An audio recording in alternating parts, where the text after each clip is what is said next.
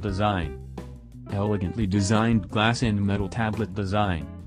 More comfortable to hold than its plastic predecessor. Otherwise looks exactly like the Galaxy Tab S2.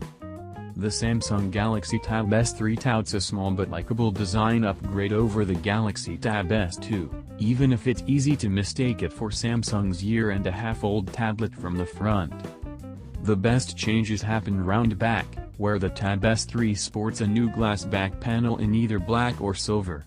It looks and feels better than the rubberized plastic cover of the Tab S2, and the glass is more comfortable to hold. While you're trading instantly collected sweat marks on the older model for fingerprints and smudges on the Gorilla Glass back, you're ending up ahead.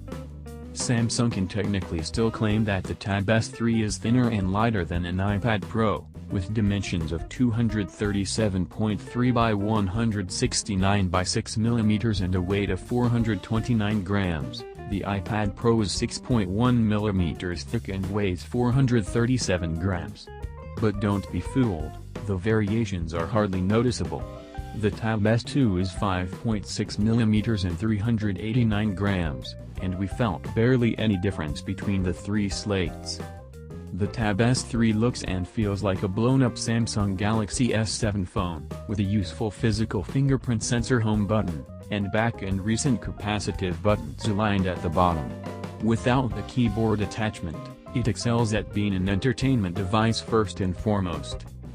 The real difference is seen and heard in the HDR display, which pumps up the contrast ratio, and the 4 speakers, which pump out the volume better than a tablet with a mono speaker. We got a taste of HDR on a mobile device with the short-lived Samsung Galaxy Note 7, and it's coming back to a Samsung phone with the Galaxy S8 and Galaxy S8 Plus. In between, it's debuted on a tablet, bringing the promise of more true-to-life video content in the future.